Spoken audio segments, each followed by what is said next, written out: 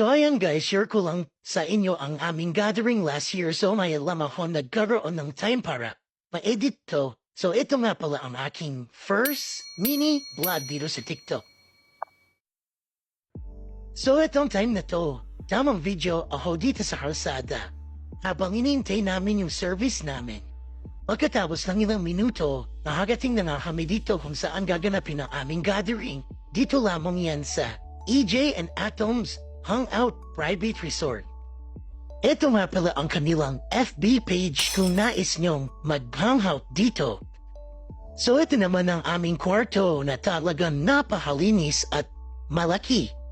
Kasya dito ang 6 to 8 packs na tao, meron na din kasamang aircon at Smart TV, kaya goods na goods ito para sa mga pang-pamilya or barkada.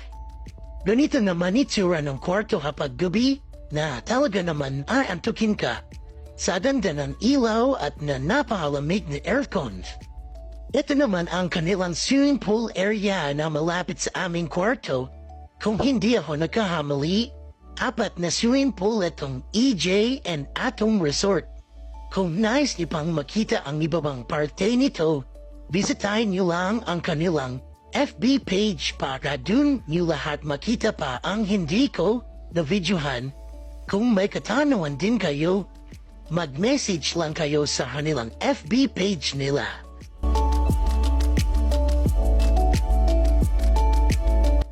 Ganito naman itsura ng swimming pool kapag gabi.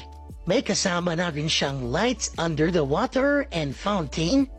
And kahit saan ka pumunta, meron talaga siyang kasamang lights na napakaganda na kung saan pwede kayong mag-picture-picture, magpapamilya or barkada. Kaya sulit talaga dito kung nais yung malaman kung may magkano ang entrance fee or renta nila, i-message lamang sila sa kanilang FB page na always naman sila na naka-open.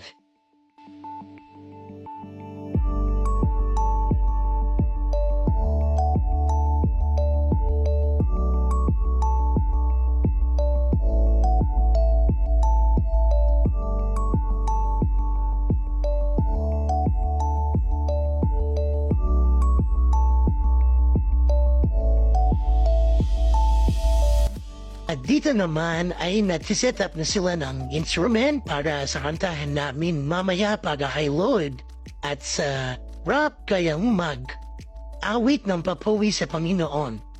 At pagkatapos namin mag-worship songs ay karain na honey at konting pahinga lang and pagkatapos tulugan na. Kaya salamat sa time na binigay mo na panonood dito at huwag mong kalimutan na i-follow ako at i-heart itong video. Huwag mong kalimutan na i-follow ako para sa mga susunod na mini vlog ko ma-notif sa iyo. Thank you. Yun lang. Bye.